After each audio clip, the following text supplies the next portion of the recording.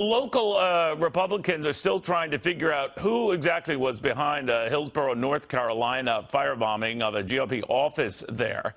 It was over the weekend. No one was hurt. It could have been a lot worse. North Carolina Republican Governor Pat McCrory still looking for answers. Governor, very good to have you. Have you learned anything?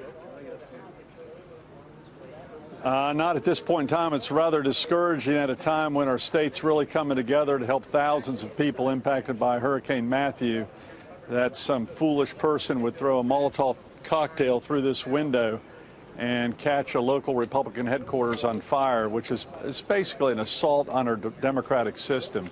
And thankfully no one was hurt, but it was a clear act of intimidation. There was also graffiti written on another building. I assume they thought this building would burn down, but it didn't.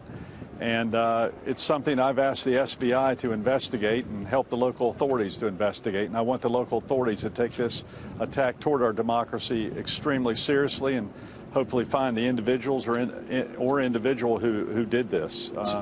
It's a very clear sign of intimidation. And I'd feel the same way if it was toward a Democratic headquarters, too. I'd take the same seriousness. No act of violence is acceptable. And we've got to do everything we can to allow our democratic process to proceed in a peaceful way.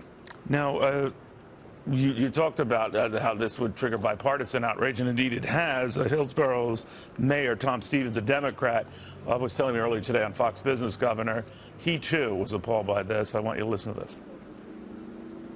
This heavily Democratic area, do you think that had something to do with it? Well, you know, I certainly just hate the rhetoric that has been going on. Certainly, yeah, the Republicans in this particular county are in a minority, and you know, I just find it troubling when I find people don't feel like they can't even speak up.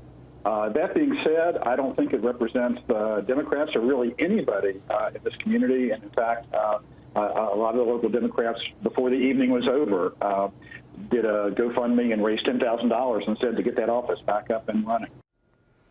Do you know how soon, Governor, that office could get back up and running? I don't think it's going to happen between now and the election, but I do appreciate the mayor making those very positive comments. I think we have people who, in both parties, who take this stuff a little too seriously and they don't realize the impact of their actions can be deadly, can impact the democratic process, and is a clear act of intimidation. And I'm going to do everything I can to find this individual or individuals who threw literally a firebomb into a window in Hillsborough, North Carolina. It's unacceptable, and we're going to make sure that this does not impact the free elections that we have in our country and in the state of North Carolina. Governor, we heard from Josh Earnest earlier today in his regular briefing that it seemed he had not briefed or they had briefed the president or he with them what happened. I think we have some audio of that, but if we can just react to this. I haven't spoken to the president about this, but obviously having seen the reports, there is no justification for the use of violence to advance a political agenda. Have you had a chance, Governor, to talk to the president about this? The president has not called. I haven't called him. We actually were not made aware of this by local authorities for a fairly long period of time. I think the local authorities, frankly, dealt with this in the first several hours just as an act of vandalism.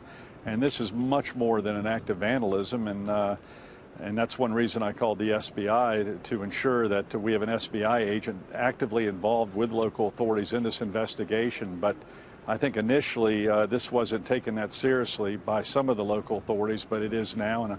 And again, I appreciate the mayor's comments. But I hope the White House treats this as seriously as they would if it happened to the other party. And I would as governor, and I'm sure the president would too. But this type of a Molotov cocktail being thrown into a window in probably the dead of night, I'm just glad no one got hurt, but it is a clear sign of intimidation, and it's unacceptable in our country, and it's unacceptable here in North Carolina. And it comes certainly after Matthew, and you've dealt with 26 people dying from that storm.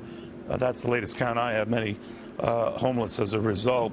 And yet today, on this year's 60th birthday, a group called Writers for Progressive North Carolina purchased a full-page ad blasting your leadership of the state, chasing business away, saying that the progressive bent of North Carolinians has been compromised under your leadership. I think they're going back to the transgender bathroom issue, H-2 visa issue, but what do you make of all that?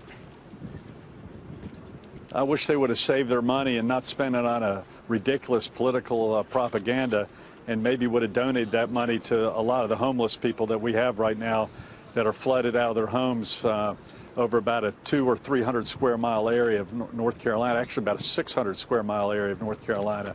That money would have been much better spent helping people who are in shelters at this point in time, from Lumberton, North Carolina, all the way to the Tar River area of North Carolina. We've got a lot of people that are hurting right now, and this is not a time for those types of foolish politics, nor is it a time for this type of violence trying to impact our democratic system. This is all a propaganda campaign brought in from the outside of North Carolina that sadly the national media brought into regarding this ridiculous gender debate, which the left started, not the right. And sadly, it's probably going to be determined by the Supreme Court. But right now, I have much more important issues on my plate regarding trying to get our state back in place. I'm having areas of the state being flooded right now as we speak, even though the hurricane left North Carolina over 9 days ago. Governor, thank you very much for taking the time. The governor of North Carolina, Pat McCrory.